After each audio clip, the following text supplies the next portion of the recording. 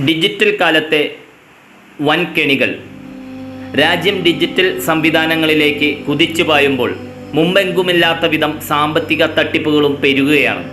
പഴയ ആട്, മാഞ്ചിയം, തേക്ക് ഇതിനു പകരം ഇപ്പോൾ ഓഹരി, ക്രിപ്റ്റോ കറൻസി തുടങ്ങിയവയിലൂടെ അതിവേഗം സമ്പത്തുണ്ടാക്കി തരാമെന്ന് വാഗ്ദാനം ചെയ്യുന്നു. പല കൂട്ടുകാരും ഇതിൽ പെട്ട് ഉഴലുന്നു. ഡീപ്പ് ഫേക്ക് സാങ്കേതിക വിദ്യ ഉപയോഗിച്ച് ഒരു വ്യക്തി യഥാർത്ഥത്തിൽ പറഞ്ഞിട്ടില്ലാത്ത കാര്യം നമ്മളോട് മുഖത്ത് നോക്കി പറയുന്നു എന്ന തരത്തിലുള്ള തട്ടിപ്പ് വീഡിയോകൾ ഇത്തരക്കാർ നമ്മളെ കാണിക്കുന്നു. പണം പോകുന്നവർ അറിവുള്ളവരാണ് എന്നതാണ് ഈ ഡിജിറ്റൽ കാലഘട്ടത്തിൻ്റെ ഏറ്റവും വലിയ പ്രത്യേകത. സംസ്ഥാനത്തെ ഒരു മുൻ ഹൈക്കോടതി ജഡ്ജിക്ക് 90 ലക്ഷം രൂപ നഷ്ടപ്പെട്ടു എന്നാണ് അറിയാൻ കഴിഞ്ഞത്. ആലപ്പുഴയിലെ ഒരു ഡോക്ടർക്ക് കോടിക്കണക്കിന് രൂപ നഷ്ടപ്പെട്ടു. ഇതിൽ ഏറ്റവും വലിയ പ്രത്യേകത സൈബർ കുറ്റകൃത്യങ്ങളിൽ കോടതികളിൽ സ്പെഷ്യലൈസ് ചെയ്ത് വാദിക്കുന്ന വക്കീലിനും പോയി 1 കോടി രൂപയോളം. ഇതെല്ലാം ചില ഉദാഹരണങ്ങൾ വാർത്തയായത് മാത്രമാണ്. എത്രയോ ഉദാഹരണങ്ങൾ വാർത്തയാവാത്തത് ഉണ്ടാവാം.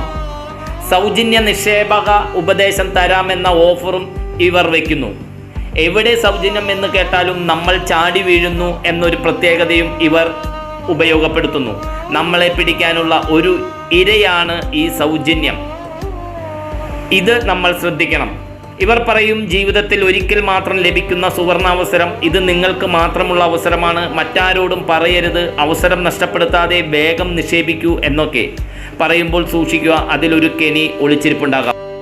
എന്താണ് ഏതാണ് എന്ന് ഒരു എത്തും പിടിയില്ലാത്ത ക്രിപ്റ്റോ കറൻസിയിൽ കൈപൊള്ളിയവർ ധാരാളം പേരുണ്ട്.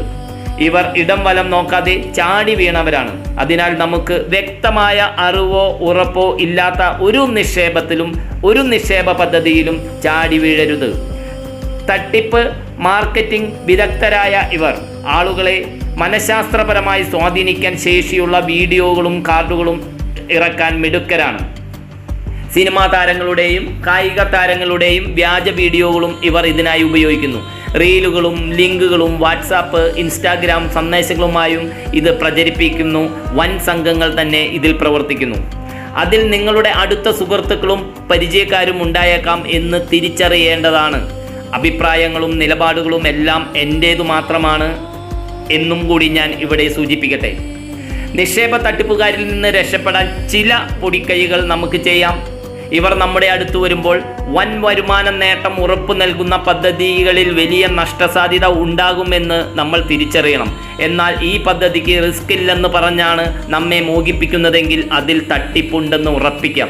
റിസ്ക് ഇല്ലാത്ത നിക്ഷേപ പദ്ധതികൾ ഒന്നും തന്നെ രാജ്യത്തില്ല എന്ന് നമ്മൾ മനസ്സിലാക്കണം. സ്ഥാപനങ്ങളുടെ രജിസ്ട്രേഷൻ നമുക്ക് ആവശ്യപ്പെടാം. നിക്ഷേപ വാഗ്ദാനം നൽകുന്ന സ്ഥാപനങ്ങളുടെ രജിസ്ട്രേഷൻ വിവരങ്ങൾ റെഗുലേറ്റർമാരായ സെബി, റിസർവ് ബാങ്ക്, അതുപോലെ PFRDA, IRDA എന്നിവയുടെ വെബ്സൈറ്റിൽ നിന്ന് നമുക്ക് ഉറപ്പുവരുത്തി മാത്രം നിക്ഷേപിക്കുക. ഏതെങ്കിലും വ്യക്തിഗത അക്കൗണ്ടിലേക്ക് പണം നിക്ഷേപിക്കൂ എന്ന് ഇവർ പറയും. ഇത് ഒരിക്കലും ചെയ്യരുത്, ഇതിൽ വഴങ്ങരുത്. അവർ പണവുമായി മുങ്ങിയേക്കാം. നല്ല കമ്പനികൾ അവരുടെ ഔദ്യോഗിക ബാങ്ക് അക്കൗണ്ടിൽ നിന്ന് മാത്രമേ പണം സ്വീകരിക്കാറുള്ളൂ.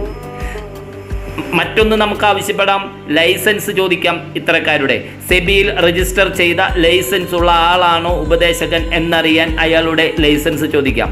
www.sebi.gov.in എന്ന വെബ്സൈറ്റിൽ ഇത് നമുക്ക് പരിശോധിക്കാവുന്നതുമാണ്.